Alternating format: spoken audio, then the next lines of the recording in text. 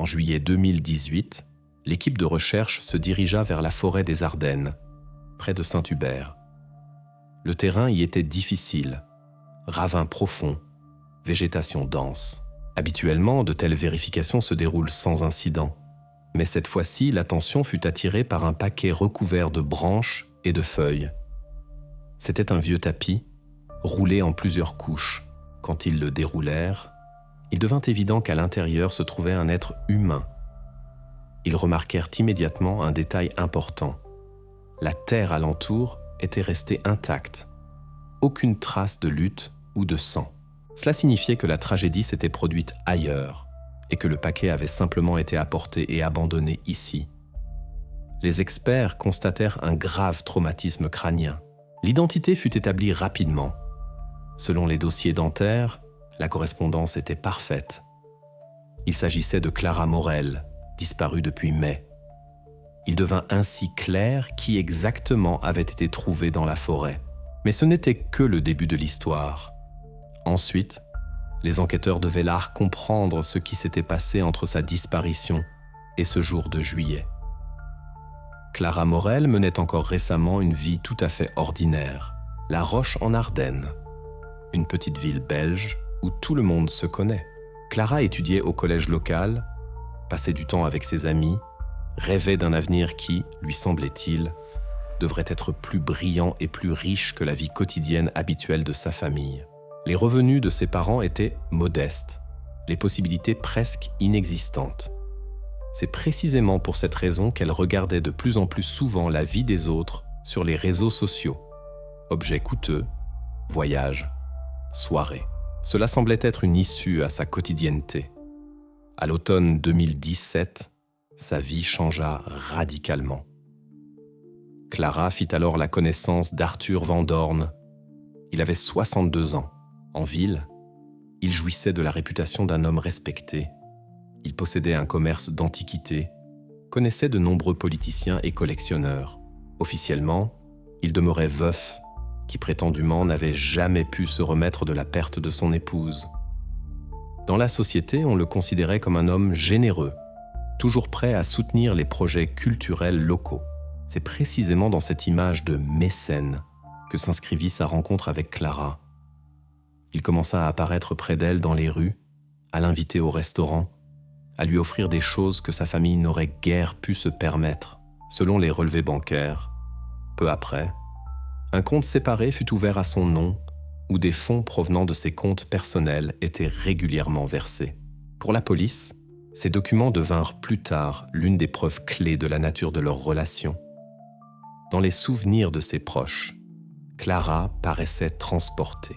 Elle racontait à ses amis qu'elle avait enfin une chance d'avoir une autre vie, qu'il y avait près d'elle un homme prêt à investir dans son avenir. Mais chez ses parents, cela provoquait une inquiétude sérieuse. Dans le procès verbal du premier interrogatoire, la mère de Clara déclara « Nous exprimions notre inquiétude concernant son contrôle. Il s'immisçait dans sa vie, décidait avec qui elle devait communiquer, et nous sentions que ce n'était pas une simple amitié. Ainsi apparut progressivement dans la vie habituelle de Clara une tension qu'on pouvait d'abord ne pas remarquer. Mais c'est précisément elle qui allait bientôt devenir la clé de ce qui arriva ensuite et déterminer toute l'enquête. Le soir du 14 mai 2018, à La Roche-en-Ardenne, tombait une chaude soirée de printemps. Dans la rue de l'église où vivait la famille Morel, tout était calme. Clara sortit de chez elle vers 9h du soir. Elle dit à ses parents qu'elle allait à un rendez-vous avec Arthur Van Dorn. Pour la famille, ce n'était plus une nouveauté. Ces derniers mois, ses déplacements chez lui étaient devenus habituels et leur inquiétude s'était progressivement transformée en résignation. Les voisins se souvinrent plus tard l'avoir vu ce soir-là. Selon une femme, Clara marchait dans la rue les mains libres. Elle n'avait qu'un petit sac à dos qu'elle portait toujours. Aucune valise ou sac n'était avec elle. C'est important. Aucun signe qu'elle se préparait à un long voyage ne fut constaté. Vers 9h30, elle fut aperçue à l'arrêt de bus municipal. Plusieurs témoins confirmèrent que Clara prit le bus précisément en direction de la banlieue où se trouvait la villa de Van Dorn. Le bus allait sur la route en direction de la colline au-dessus de la rivière, et cela correspondait à la direction de son rendez-vous. Il n'y eut plus d'observations fiables par la suite. Quand vint la nuit et que Clara ne rentra pas à la maison, les parents essayèrent d'abord de ne pas paniquer. Dans leur famille, il y avait déjà eu des conversations tendues au sujet de sa communication avec Arthur, et ils craignaient qu'un contrôle direct puisse conduire à une rupture encore plus grande. De plus, les retards étaient déjà arrivés. Parfois, elle restait chez des amis ou rentrait le matin. Mais cette fois, le matin n'apporta aucune nouvelle. À 9h30 du matin le 15 mai, la famille s'adressa à la police. La déclaration fut acceptée immédiatement. Il y était indiqué que Clara se dirigeait vers Arthur Van Dorn et n'était pas rentrée chez elle. Compte tenu de son âge et des circonstances, la disparition fut immédiatement qualifiée de potentiellement dangereuse. La première démarche fut la visite de la villa de Van Dorn. Cette adresse figurait dans la déclaration des parents comme point final de son trajet. Chez Arthur, les policiers se présentèrent dès ce même jour. Selon le procès-verbal d'interrogatoire, Van Dorn les reçut calmement. Il ne niait pas que Clara était effectivement venue chez lui le soir du 14 mai. Selon sa version, une dispute avait éclaté entre eux. Il décrivit la situation comme une querelle ordinaire sur le plan personnel. Clara aurait prétendument déclaré son désir de partir, peut-être vers un autre homme. Arthur la présenta comme émotionnelle, impulsive et capable d'actes brutaux. Selon lui, elle quitta la maison vers 11h du soir et se dirigea dans une direction inconnue. À en juger par les procès-verbaux, à ce moment-là, ses paroles ne soulevèrent pas de doute sérieux. Devant la police se tenait un homme âgé, inquiet de la disparition d'une jeune fille qui lui était proche. Il n'essayait pas de se cacher, donnait des explications détaillées, était prêt à coopérer. À cette étape, il figurait dans l'affaire comme témoin et non comme suspect. Ainsi, dès les premières 24 heures, l'enquête obtint un point de départ concret. La dernière personne qui avait vu Clara vivante était Arthur Van Dorn. Et c'est précisément sa version de la dispute et du départ soudain qui forma la base de la première ligne de vérification. Arthur Van Dorn ne niait pas. Clara était effectivement venue chez lui ce soir-là, mais il insista immédiatement sur la dispute. Selon lui, la conversation était tendue, et c'est elle qui avait déclaré en premier qu'elle s'en allait. Il présenta cela comme si Clara avait un plan secret, comme si elle avait longtemps pensé à tout laisser derrière elle et recommencer sa vie à zéro. Arthur raconta qu'il avait entendu de sa part des allusions à de nouvelles connaissances, même à d'éventuelles relations avec un jeune homme de son âge. Tout cela ressemblait à une tentative d'expliquer sa décision brutale. La police enregistra attentivement les témoignages. Et quelques heures plus tard, cette version reçut une confirmation d'un tout autre plan, financier. Lors de la vérification des opérations bancaires, il fut découvert que le 12 mai, seulement 2 jours avant la disparition, Clara avait retiré de son compte 3 000 € en liquide. Ce compte, soit dit en passant, avait été ouvert précisément par Van Dorn. Il y versait de l'argent régulièrement à titre d'aide. Pour l'enquête, le fait du retrait d'une grosse somme devint un trait essentiel. Le tableau paraissait logique. Clara s'était préparée à l'avance pour le départ, avait attendu le moment opportun et était partie avec l'argent. Sur cette toile de fond, les paroles d'Arthur sonnaient vraisemblablement. Et cela était renforcé par son image. Dans la société, il était considéré comme un homme à la réputation irréprochable. On le connaissait comme propriétaire d'un commerce d'antiquités qui soutenait les expositions, aidait les musées et même sponsorisait les événements municipaux. Aux yeux des enquêteurs, devant eux se tenait un homme âgé qui avait perdu sa femme de nombreuses années auparavant. Extérieurement vulnérable, mais en même temps respecté. Et il était difficile d'imaginer que c'est précisément lui qui pouvait être lié à la disparition de Clara. La famille Morel, bien sûr, essayait de faire part de ses inquiétudes. Dans les procès-verbaux sont conservées les paroles de la mère. Nous exprimions notre inquiétude concernant son contrôle. Mais ces déclarations ressemblaient plutôt à une réaction émotionnelle de parents inquiets. Du point de vue de la police, Beaucoup plus convaincants étaient les chiffres. 3 000 € retirés en liquide, donc il y avait une ressource concrète pour la fuite. Les amis de Clara aussi renforçaient involontairement la version d'Arthur. Elle racontait qu'elle se plaignait plus d'une fois de la vie dans une petite ville et rêvait de déménager à Bruxelles ou même à Paris. Qu'elle allait s'échapper, beaucoup le savaient. En somme, tout cela créait un tableau cohérent. La jeune fille était fatiguée de la pression familiale et de la dépendance envers Arthur, avait économisé de l'argent et était partie. C'est précisément pourquoi, dans les premières semaines après la disparition, l'enquête travailla selon la ligne du départ volontaire. On vérifiait les gares routières et ferroviaires, on examinait les listes de passagers, on essayait de tracer les déplacements possibles sur la carte. Mais aucune nouvelle trace de Clara n'apparut. Arthur, pendant ce temps, restait dans le statut de témoin. Il coopérait avec la police, répondait aux questions, exprimait son inquiétude. Pour les enquêteurs, il semblait être une source d'information et non un objet de soupçon. Ses paroles coïncidaient avec les faits découverts et sa réputation dans la société rendait tout doute improbable. Ainsi, dans l'affaire se fixa la première version officielle. Clara était partie elle-même, en prenant avec elle l'argent et le désir de commencer une nouvelle vie. Mais c'est précisément cette décision, accepter la version d'Arthur comme base, qui conduisit au fait que le véritable tableau de ce qui s'était passé resta caché encore pendant de longues semaines. Et bientôt apparaîtraient les premiers détails qui commenceraient à détruire l'image de la fuite volontaire. Quand dans l'affaire se fixa la version du départ volontaire, la police revint aux affaires de Clara, en premier lieu à son téléphone. L'analyse des messages devint un moment décisif. Parmi les correspondances se distinguait une avec un jeune homme de son âge nommé Léo. Il se connaissait depuis avant sa rencontre avec Arthur Van Dorn, communiquait de manière irrégulière, tantôt avec proximité, tantôt avec des querelles. Et c'est précisément dans ces messages que les enquêteurs virent une ligne directe de tension. Léo ne cachait pas ses sentiments.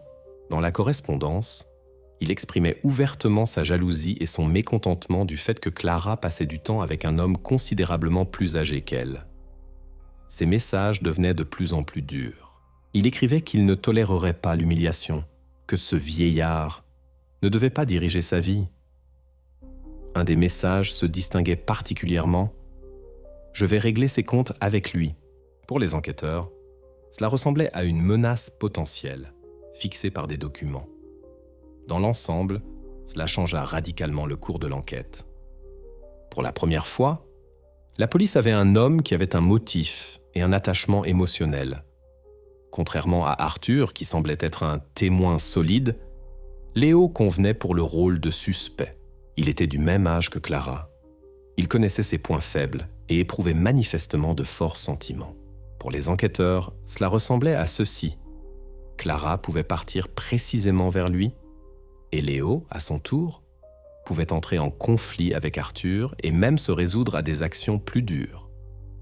En parallèle, il vérifiait sa trace numérique. Le téléphone de Léo contenait non seulement des menaces dans les messages, mais aussi des appels qui coïncidaient dans le temps avec le moment de la disparition de Clara.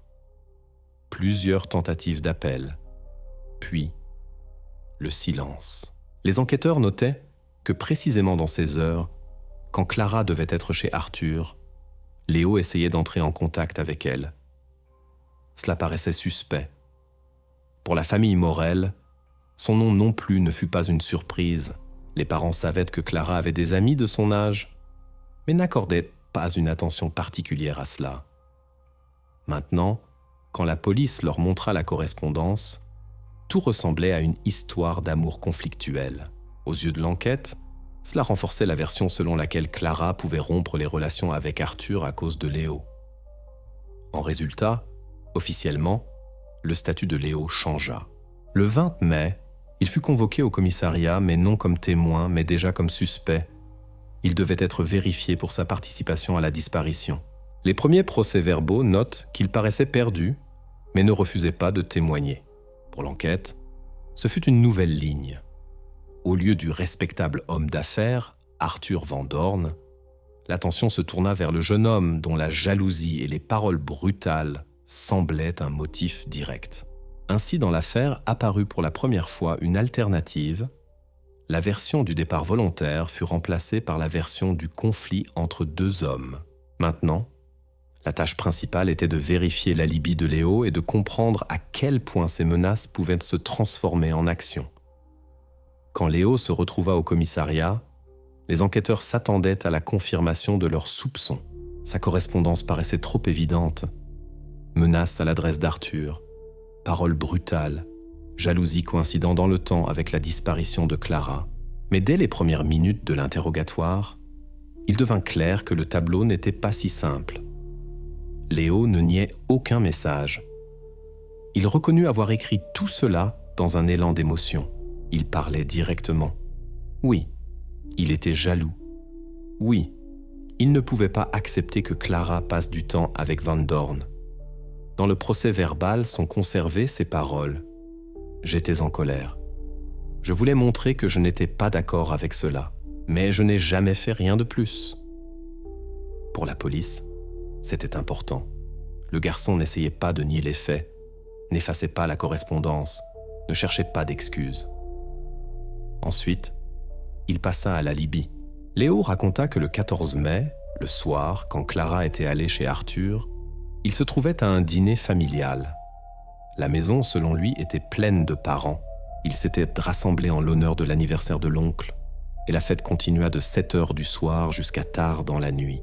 Léo assura que pendant tout cet intervalle de temps, il se trouvait à la maison et qu'il écrivait les messages depuis son téléphone directement à table. Les enquêteurs ne se contentèrent pas de ces seules paroles. Ils vérifièrent chaque détail. Et très vite, l'alibi se confirma. Il y avait beaucoup de parents, 10 personnes. Tous séparément rapportèrent la même chose. Léo se trouvait effectivement avec eux dans la maison. Il participait à la conversation, félicitait l'homme d'anniversaire, était assis à table. Personne ne remarqua qu'il s'en allait quelque part. Pour la police, ce fut décisif. 10 témoins, y compris des membres adultes de la famille, donnèrent des témoignages identiques. Un tel ensemble de témoignages concordants était impossible à ignorer. De plus, le temps coïncidait parfaitement. Précisément de 7 à 11 heures du soir, quand Clara était chez Arthur, Léo se trouvait en cercle familial. Ces faits détruisirent la version qui encore récemment paraissait convaincante. L'enquête s'attendait à trouver en Léo un homme capable de passer des paroles aux actes. Mais au lieu de cela, il s'avéra que ces menaces n'étaient que des éclats émotionnels. Et bien que sa correspondance parût agressive, physiquement, il ne pouvait pas être dans la maison d'Arthur ce soir-là. L'alibi fut reconnu comme fiable. Léo fut exclu du nombre des suspects. Et à ce moment, l'enquête se retrouva de nouveau dans une impasse. Les enquêteurs perdirent la première piste sérieuse et revinrent à ce par quoi ils avaient commencé. À l'homme qui avait vu Clara en dernier, Arthur Van Dorn. Après que l'alibi de Léo fut confirmé, les enquêteurs portèrent de nouveau leur attention sur Arthur Van Dorn. Son image de témoin de bonne foi commença à se fissurer. Initialement, il construisait avec assurance une ligne de défense. Il disait que Clara avait elle-même pris la décision de partir, qu'il avait essayé de la retenir, mais ne pouvait pas s'opposer à son entêtement. Dans les procès-verbaux officiels sont conservées ces paroles selon lesquelles il s'inquiétait sincèrement pour son sort et espérait qu'elle était vivante et reviendrait. Mais tout cela entrait en contradiction avec les nouvelles données qui parvenaient à l'enquête. Le témoignage de l'amie de Clara fut crucial. Elle raconta que ces derniers mois, leur communication se résumait de plus en plus souvent aux plaintes contre Arthur. Selon elle, il vérifiait les correspondances sur le téléphone, contrôlait les rencontres et parfois interdisait directement de voir certaines personnes. Il déterminait comment elles devaient paraître, avec quoi sortir dans la rue et même quelles photos publier. Ces paroles furent fixées dans les matériaux de l'affaire et devinrent la première indication officielle que les relations entre eux avaient un caractère inégal. L'ami souligna. Clara voulait rompre ses liens, mais avait peur de le faire ouvertement. Le tableau fut complété par les témoignages du voisin. Un homme âgé, vivant de l'autre côté de la route, rapporta que le soir du 14 mai, il avait entendu du garage d'Arthur des bruits sourds. Il les décrivit comme une série de coups, comme si quelqu'un battait un tapis ou frappait la surface avec un objet lourd. Cette nuit-là, il n'y accorda pas d'importance. Mais plus tard, quand la disparition de Clara devint le sujet de conversation dans toute la ville, il se souvint de cet épisode et le rapporta à la police. Pour les enquêteurs, la coïncidence de temps paraissait trop évidente. Précisément à ces heures, Clara devait se trouver dans la maison de Van Dorn. Sur cette toile de fond, le comportement d'Arthur lui-même paraissait encore plus étrange. Les voisins notaient que le lendemain de la disparition, il lavait sa voiture dès le matin, alors qu'habituellement il n'accordait pas tant d'attention à l'automobile. D'autres disaient que la lumière dans le garage brûlait jusqu'à profondément dans la nuit. Séparément, ces détails pouvaient sembler des broutilles, mais dans l'ensemble, ils se composaient en un tableau inquiétant. Dans les matériaux de l'affaire s'accumulaient progressivement des fragments indiquant que la version d'Arthur sur le départ volontaire n'était pas si fiable. Il restait témoin seulement formellement. À l'intérieur du groupe d'enquête, on commença à discuter de la nécessité d'une nouvelle perquisition et d'une vérification plus attentive de sa maison et de son automobile. Ainsi, la figure d'Arthur Van Dorn cessa d'être simplement une partie de l'histoire de fuite. Il revenait au premier plan de l'enquête, déjà non comme source d'information, mais comme homme autour duquel se concentraient de plus en plus de doutes. Et c'est précisément cela qui ouvrirait la voie aux prochaines étapes de l'enquête, où la vérification de ces témoignages deviendrait décisive. Arthur Van Dorn se tenait avec assurance. Dans chaque interrogatoire, il répétait la même chose. Le soir du 14 mai, ils avaient eu une dispute avec Clara. Elle avait quitté sa maison et lui-même était resté dans le manoir et n'était sorti nulle part. Cette version, il la prononçait calmement, sans hésitation, comme s'il voulait convaincre non seulement les enquêteurs, mais aussi lui-même. Et longtemps, la police n'eut pas de preuves pour réfuter directement ses paroles. Mais en été, les enquêteurs décidèrent d'utiliser une méthode qui donne rarement des ratés. Il s'agissait des données des opérateurs mobiles. En Belgique, comme dans la plupart des pays d'Europe, les opérateurs sont obligés de conserver l'historique des connexions et la fixation de l'abonné sur les stations de base. Pour chaque appel, message ou même simple présence du téléphone sur le réseau, le point de connexion est fixé. Et selon ces traces, on peut reconstituer l'itinéraire de déplacement. En juillet 2018, le groupe d'enquête envoya une demande officielle. Il demandait le déchargement des logs pour la nuit du 14 au 15 mai, précisément le temps où Clara disparut. La procédure était standard. Demande par le parquet, plusieurs semaines d'attente, puis les enquêteurs disposent de tableaux avec l'heure et les coordonnées. Ce sont des chiffres secs, mais c'est précisément eux qui deviennent souvent l'argument décisif dans les disputes sur la vérité et le mensonge. Quand les documents arrivèrent enfin, ils commencèrent à les analyser étape par étape. Dans la première ligne, tout paraissait habituel. Vers 22h45, le téléphone de Van Dorn se trouvait près de son manoir rue du Chemin des Aulnes. Le log coïncidait avec ses témoignages. À ce moment-là, il devait effectivement être chez lui. Mais plus loin, les données alertent à l'encontre de ses paroles. Déjà à 23h10, le téléphone se connecta à l'antenne située sur la route N89. C'est la route qui mène vers la forêt des Ardennes. Les connexions suivantes montraient le mouvement le long de cet itinéraire. 23h30, l'appareil fixé à 15 km de la maison vers minuit, déjà presque à 30. Plus loin, les logs montraient la même ligne jusqu'à 2h du matin, après quoi le signal revint à la zone domestique. Pour les enquêteurs, ce fut un tournant. Tout ce que disait Arthur s'effondrait. Ses affirmations qu'il n'avait pas quitté la maison et que n'avait aucun rapport à la disparition ne se confirmaient pas documentairement. Au contraire, les données indiquaient que précisément dans la nuit de la disparition, il était parti du manoir et n'était revenu qu'au matin. et la direction de l'itinéraire coïncidait avec la région où 2 mois plus tard, on découvrirait le paquet avec Clara. Ce moment devint la première vraie fissure dans son alibi. Jusqu'à présent, tout se construisait sur les paroles, les siennes propres et les témoignages indirects. Mais maintenant, l'enquête avait en main une preuve technique qu'il était impossible de contester par des explications émotionnelles. Même les avocats comprenaient. Disputer avec les logs du réseau cellulaire était inutile. Dans les matériaux de l'affaire, cet épisode est noté comme décisif.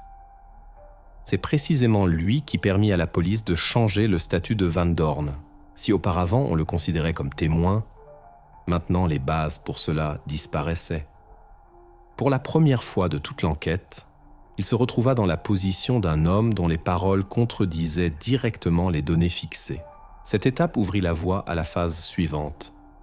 Ayant obtenu les preuves du mensonge, l'enquête obtint aussi le droit juridique à la perquisition dans sa maison et sa voiture. Et c'est précisément là que bientôt serait la fête des découvertes qui détruiraient définitivement l'image du respectable homme d'affaires et montreraient la véritable ampleur de ce qui s'était passé. Le 10 juillet 2018, presque 2 mois après la disparition de Clara, les enquêteurs obtinrent enfin l'ordonnance judiciaire pour la perquisition du manoir d'Arthur Van Dorn. Son mensonge sur la Libye donna un fondement sérieux pour cette démarche. Jusqu'à ce moment, la maison était considérée comme inviolable. Extérieurement, Arthur n'était qu'un témoin et la police n'avait pas de raison de violer ses frontières. Mais maintenant, les circonstances avaient changé. Les criminologues arrivèrent tôt le matin. Le manoir rue du Chemin des Aulnes paraissait soigné. Pelouse tondue, cour propre, voitures garées soigneusement. Van Dorn lui-même les accueillit avec retenue. Il disait qu'il n'avait rien à cacher, mais son calme n'avait plus le poids précédent.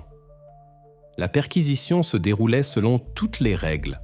Procès-verbal, témoins, fixation de chaque action. En premier lieu, les spécialistes se dirigèrent vers le garage. Le voisin parlait de bruits étranges précisément de là, et cette pièce était considérée comme cruciale. À l'intérieur, tout paraissait trop soigné. Le sol lavé jusqu'à briller. Les outils rangés sur les étagères.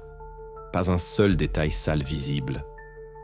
Pour un regard ordinaire, il n'y avait rien de suspect ici. Mais les criminologues savaient que la propreté peut être un masque. Ils utilisèrent le luminol, réactif qui permet de révéler même les plus petites traces de sang, invisibles à l'œil nu. Ils atténuèrent la lumière, vaporisèrent la solution sur le sol et les murs. Quelques secondes plus tard, la pièce s'illumina d'une lueur bleue. Sur la surface de béton apparurent les contours de taches et d'éclaboussures qu'il était impossible de remarquer auparavant. Cela signifiait une chose. Il s'était passé ici quelque chose qu'on avait essayé de cacher soigneusement. Toutes les traces furent fixées, photographiées et des échantillons prélevés pour le laboratoire.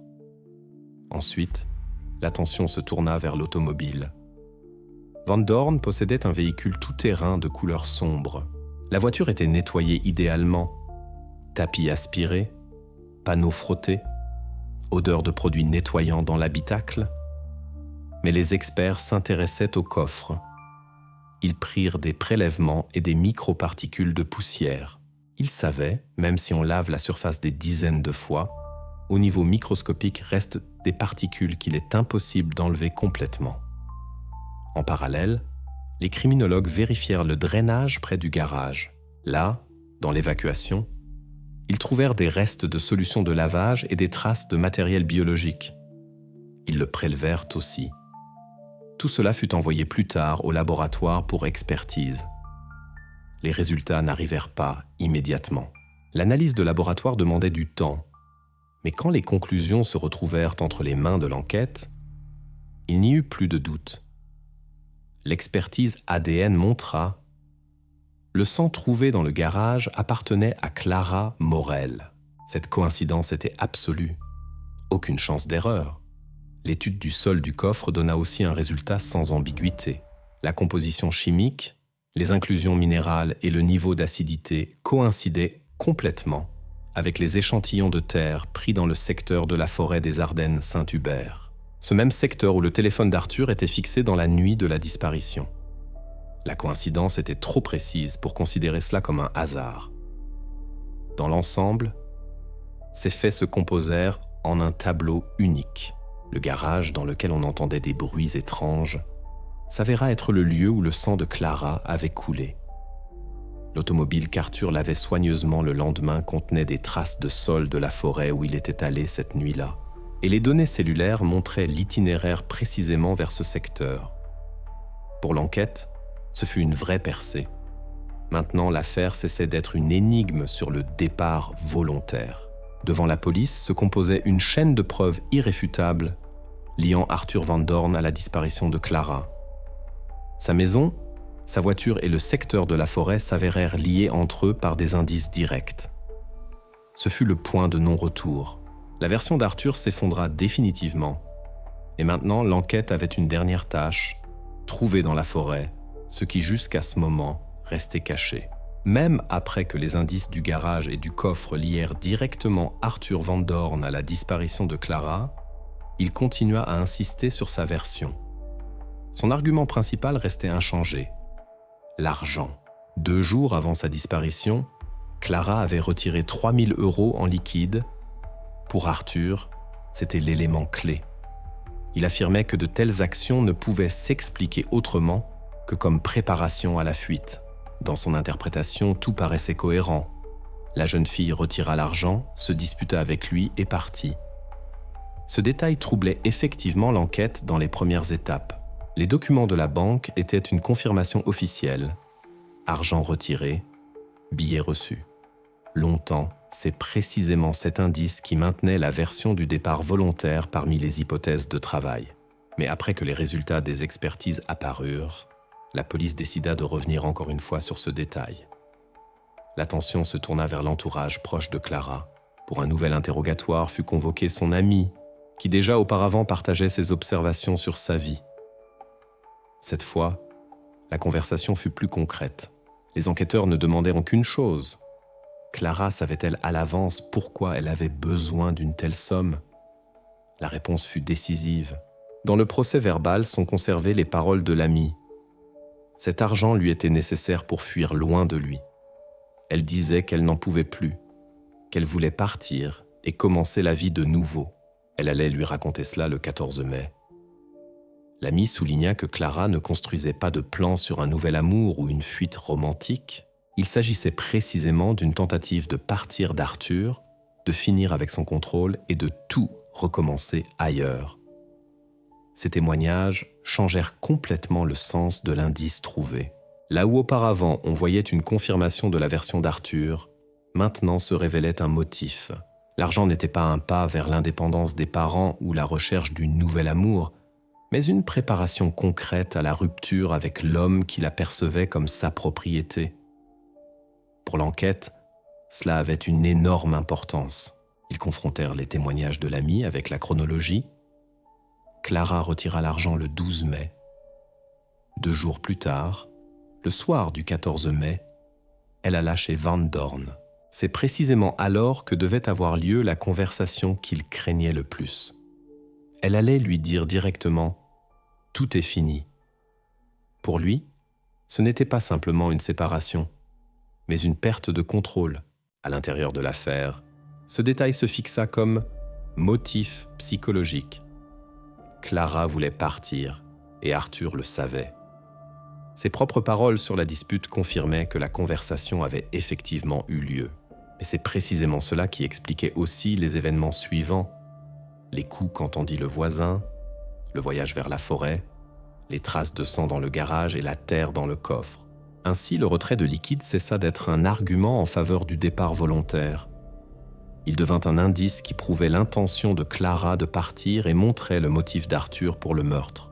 Ce changement renversa définitivement le cours de l'enquête. L'enquête cessa de travailler avec les hypothèses de fuite. Maintenant, il s'agissait d'actions préméditées d'un homme qui n'était pas prêt à lâcher prise.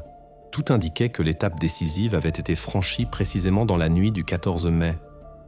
Il restait aux enquêteurs à trouver la confirmation matérielle de l'endroit où il l'avait emmené après le garage. Quand l'enquête assemblait pas à pas les preuves contre Arthur Van Dorn, il devint clair. Devant eux, non pas un éclat accidentel d'agression, mais un homme avec une longue histoire de contrôle et de dissimulation. Se posa naturellement la question. Ne se cachait-il pas dans son passé quelque chose de semblable ? Pour exclure ou confirmer cela, les opérationnels soulevèrent les matériaux d'archives et commencèrent à étudier sa biographie. C'est précisément ici que surgit un épisode d'il y a 20 ans. Dans les archives de police figurait « En 1998, dans la maison de Van Dorn, mourut sa première épouse. Selon la version officielle, la cause fut un accident. Chute dans l'escalier. » La situation alors paraissait suffisamment convaincante. Maison ancienne, escalier raide, marche de pierre.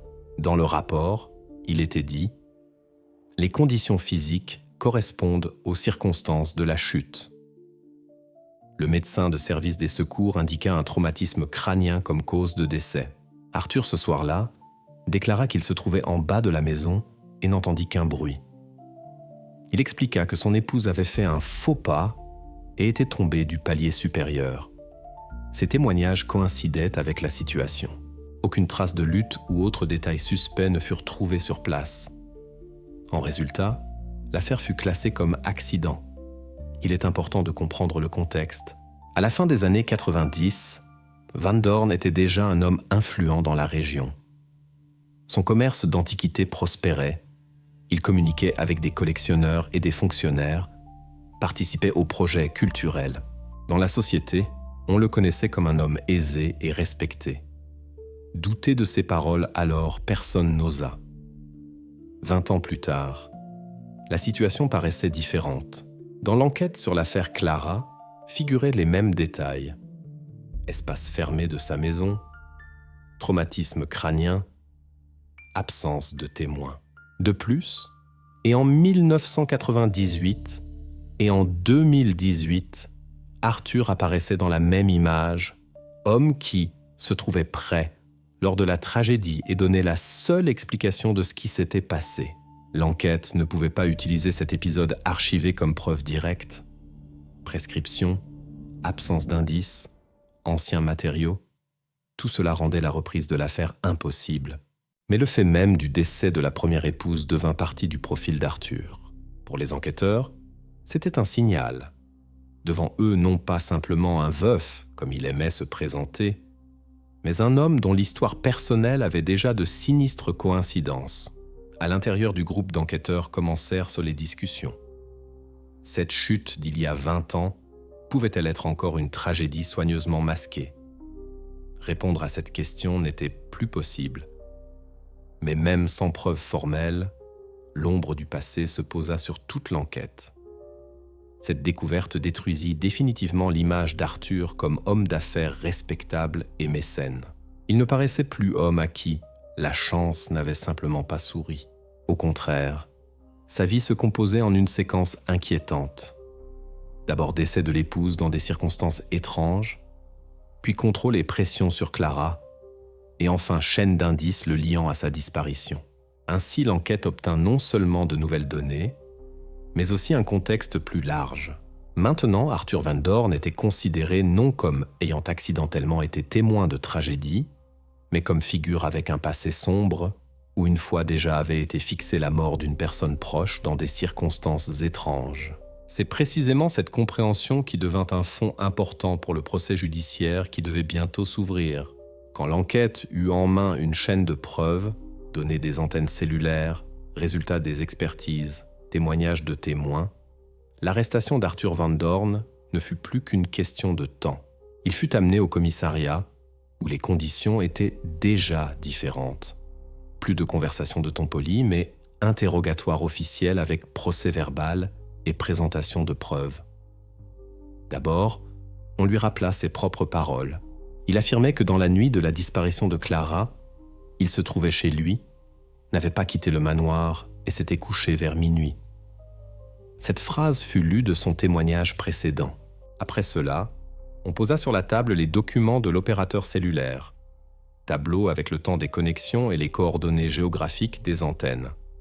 À 22h45, signal près de la maison.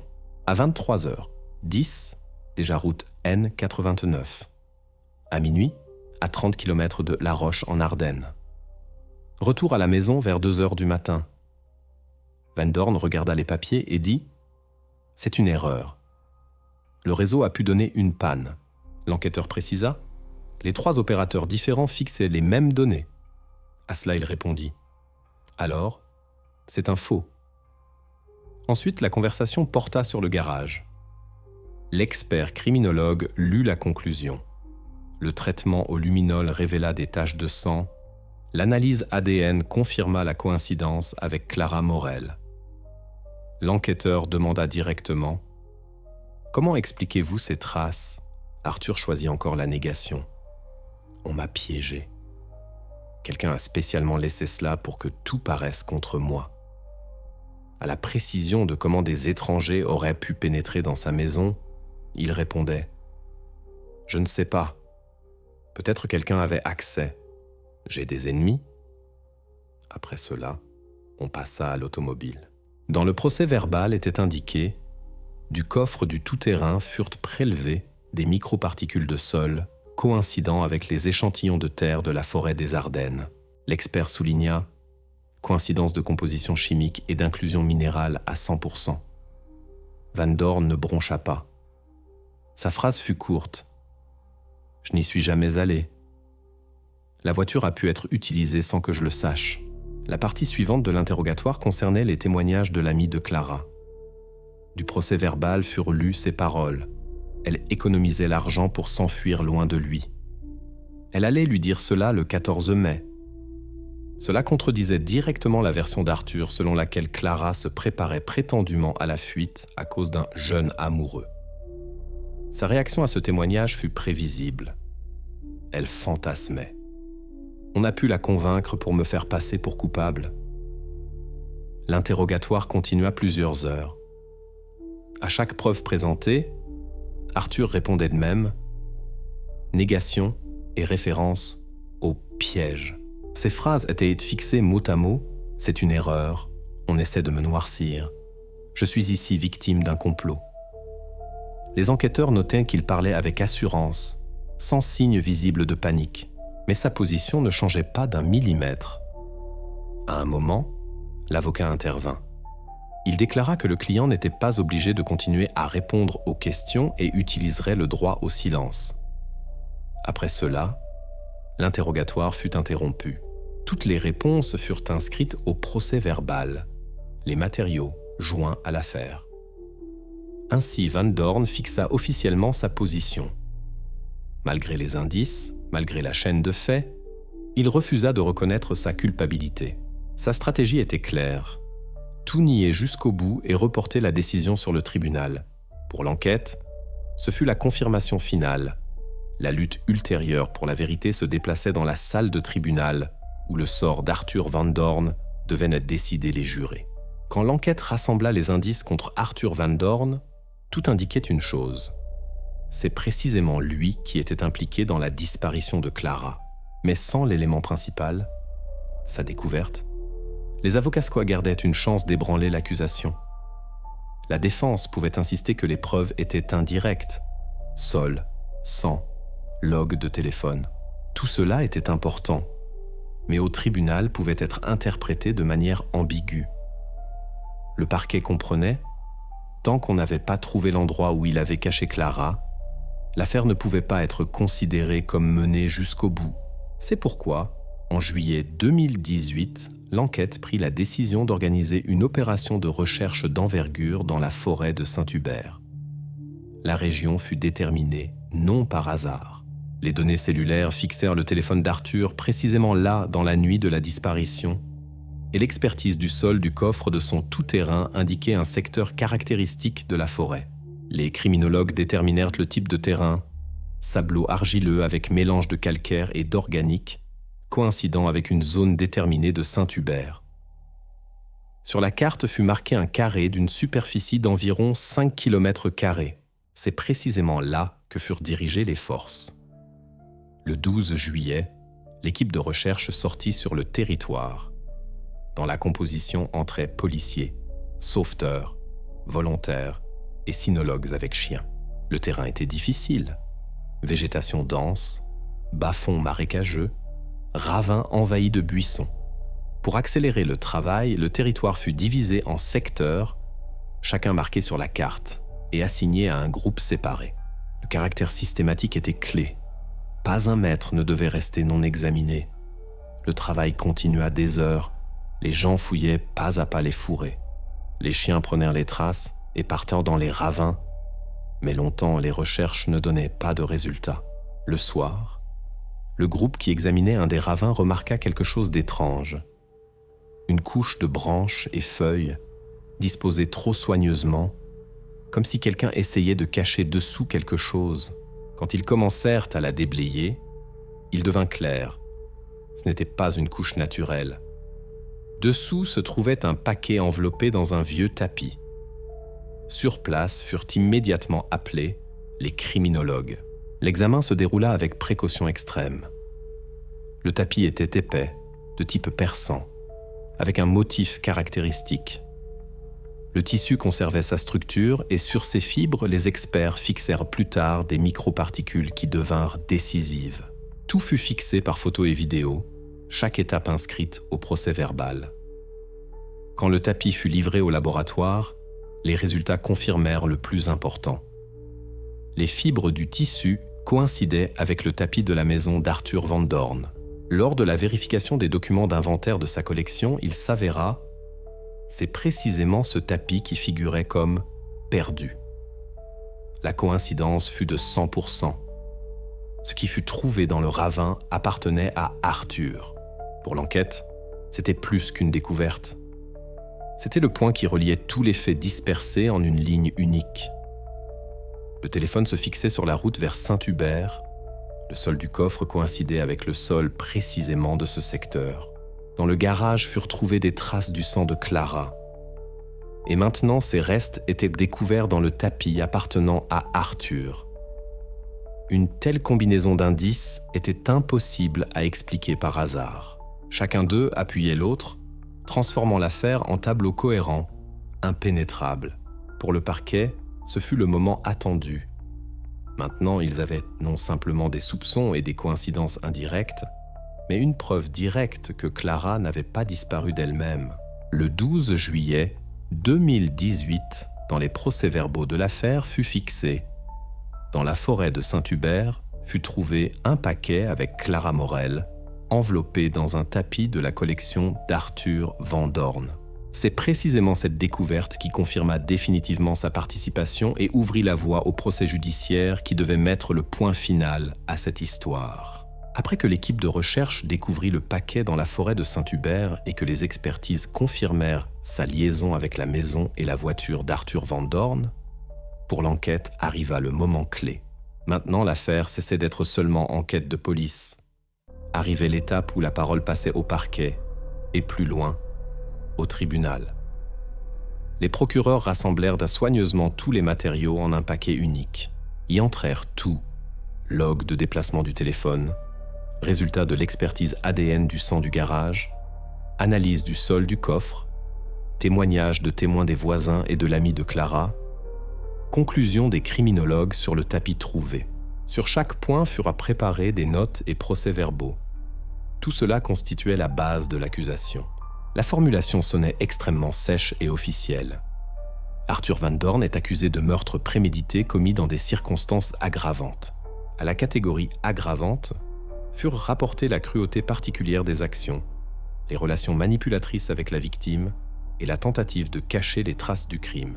Pour le parquet, il était important de souligner il ne s'agissait pas d'accident, pas de querelle dans l'état d'affect, mais de privation consciente de la vie d'une personne qui essayait de partir. Ce moment devint décisif pour le statut de Van Dorn. Depuis le début, il figurait comme témoin, puis comme suspect. Maintenant, il devenait officiellement accusé, à qui menaçait une peine réelle jusqu'à l'emprisonnement à vie. Aux interrogatoires, Arthur continuait à nier sa culpabilité. Sa position restait inchangée. Tous les indices, il les appelait erreurs, faux, tentative de noircir le nom d'un homme respecté.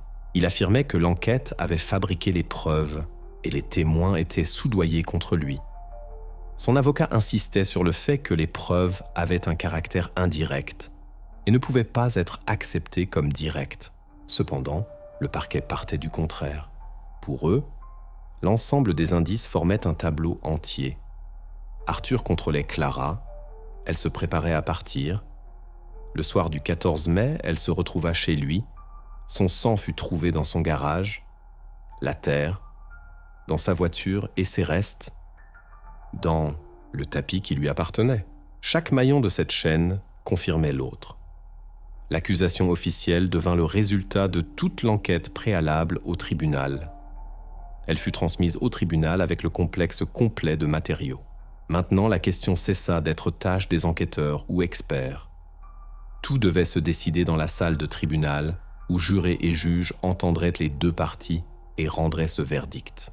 Pour Clara, ce procès était la seule chance de rétablissement de la justice. Pour sa famille, possibilité d'entendre la vérité officiellement reconnue par le tribunal. Pour Arthur lui-même, début de la fin de son image soigneusement créée de mécène respecté et veuf. C'est précisément à partir de ce moment que l'histoire sortit définitivement de l'étape d'enquête et passa à l'étape de débat judiciaire, où devait être mise la dernière virgule. Le parquet approcha du procès de manière systémique. Tous les indices dispersés, trouvés pendant des mois d'enquête, il fallait les rassembler en un tableau unique. Pour le tribunal était importante non seulement l'ensemble des faits, mais aussi leur logique. Comment chaque action se composait en séquence, qui explique ce qui s'était passé exactement dans la nuit du 14 mai 2018. Cette reconstitution se construisit par étapes. À la base se trouvaient les données de la communication cellulaire, résultats des expertises, témoignages de témoins et conclusions criminalistiques. D'abord furent reconstitués le temps d'arrivée de Clara dans la maison de Van Dorn. Les témoins la virent dans l'autobus vers la banlieue de la ville vers 21h. Vers 21h30, elle devait se retrouver aux portes de son manoir. Selon la version de l'accusation, dans la maison eut lieu une conversation au cours de laquelle Clara annonça à Arthur sa décision de partir. Cet épisode se confirmait par les témoignages de son ami et par Arthur lui-même, qui à l'interrogatoire reconnut le fait de la querelle. Plus loin, les événements se développèrent dans le garage. C'est précisément là, selon les données des experts, furent trouvées les traces de sang. Au cours du conflit, Arthur utilisa un objet contondant, portant des coups à la tête. Les experts déterminèrent le caractère des dommages correspondant à un objet lourd, et les traces d'éclaboussures sur le sol de béton confirmèrent. Cela se passa précisément là. Après ce qui arriva, il passa à la dissimulation. Arthur enveloppa Clara dans un des tapis de sa collection. Ce tapis fut plus tard trouvé dans la forêt de Saint-Hubert. Le fait d'appartenance du tapis fut prouvé par les listes d'inventaire et l'analyse des fibres. Plus loin, les événements se déroulèrent à la nuit. À 23h10, le téléphone d'Arthur se fixe sur la route N89. À 23h30, à 15 km de la maison. À minuit, déjà dans la région de la forêt de Saint-Hubert. Cela coïncide avec la version de l'enquête. C'est précisément dans cet intervalle de temps qu'il sortit le paquet dans la forêt. Dans un des ravins, sur un endroit regardé à l'avance, il cacha le paquet, le couvrant de branches et feuilles. Le sol du coffre de son tout-terrain coïncida plus tard par composition précisément avec ce secteur de la forêt.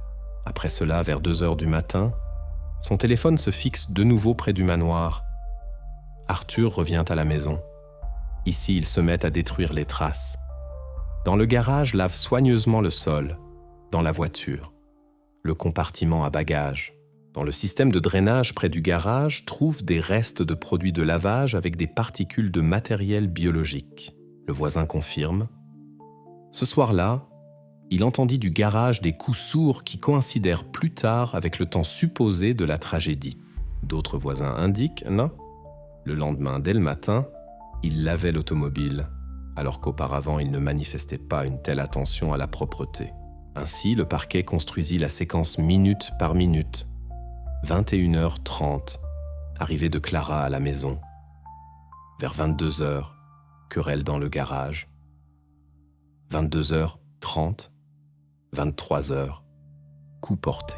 23h10, sortie en voiture sur la route N89.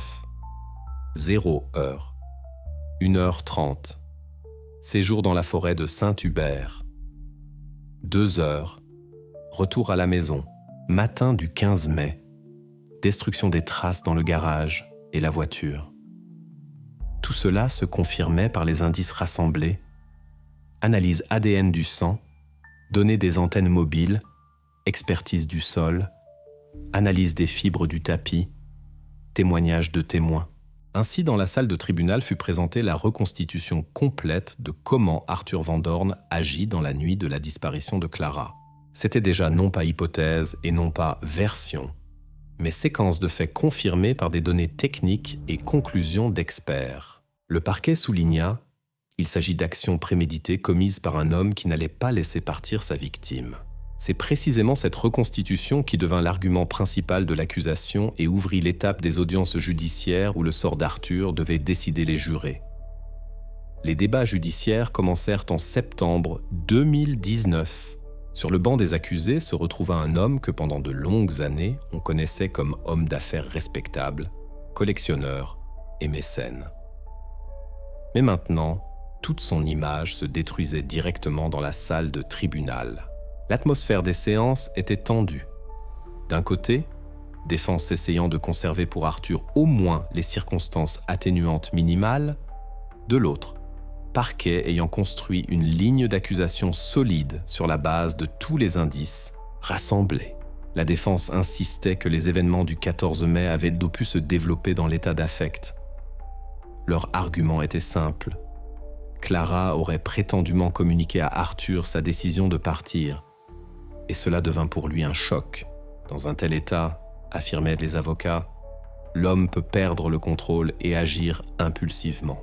En faveur de cette version, la défense essayait d'utiliser son âge, la solitude après la mort de la première épouse et la réputation de veuf respecté.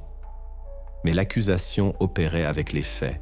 Dans les procès-verbaux figurait « Clara retira à l'avance l'argent pour partir loin de lui. Dans le garage trouvèrent son sang. Dans le coffre, terre du secteur de Saint-Hubert. Dans le tapis dans lequel elle fut enveloppée, les experts déterminèrent les fibres de sa collection. Et principal, l'itinéraire de son téléphone coïncidait avec la route vers la forêt dans la nuit de la disparition. Tout cela ne laissait pas de place pour la version de l'affect soudain. Le parquet soulignait « Il s'agissait d'actions préméditées », quand l'homme pas à pas cachait les traces et planifiait comment tromper l'enquête. Le procès dura plusieurs semaines. Intervinrent experts, témoins, criminologues. Chaque épisode trouvé par la police recevait confirmation dans la salle de tribunal. Arthur, tout ce temps, niait sa culpabilité. À toutes les accusations, il répondait de même. « On m'a piégé. C'est une erreur. » Mais ces paroles paraissaient vides sur le fond de ces données que présentait le parquet. À la fin, la parole prit les jurés. Après plusieurs heures de délibération, ils revinrent dans la salle et annoncèrent le verdict. Coupable de meurtre prémédité. Le juge ajouta le point final. Punition sous forme de privation de liberté à vie. Ainsi, Arthur Van Doorn cessa définitivement d'être collectionneur respecté et mécène. Le tribunal le reconnut comme assassin et sa vie désormais devait se passer en prison. Arthur Van Doorn rencontra son verdict en silence. Le tribunal le reconnut coupable et toute sa vie maintenant était liée au mur de la prison. Pour la famille de Clara, la décision du tribunal devint un moment attendu, mais elle n'apporta pas de soulagement complet. Oui, la justice fut rendue, mais restèrent des questions auxquelles personne ne donnerait plus de réponse sans ambiguïté. Après le rendu du verdict, la police revint aux archives. Les intéressait l'histoire de la fin des années 90, quand dans la maison d'Arthur, dans des circonstances étranges, mourut sa première épouse. À cette époque, tout fut expliqué par la chute dans l'escalier et l'affaire classée. Mais maintenant, après le procès sur l'affaire Clara, L'enquête regarda les anciens matériaux autrement. Trop de coïncidences. Traumatisme crânien, absence de témoins, et de nouveau seulement ses paroles sur ce qui s'était passé. L'archive fut soulevée, expertise réexaminée, mais formellement reprendre l'enquête ne réussit pas. Les délais de prescription expirèrent, et de nouveaux indices, personne ne trouva. Dans les documents officiels, tout resta sans changement. Hasard, épisode malheureux. Et pourtant, aux yeux des enquêteurs et procureurs, l'ombre du passé ne disparut pas. Arthur Van Doorn entra déjà dans l'histoire de la criminalistique belge comme homme dont le passé respectable s'avéra être couverture pour le contrôle dur et crimes cachés. Son nom maintenant s'associait non avec la collection d'antiquités et dons généreux, mais avec le procès judiciaire qui démasqua l'image soigneusement créée.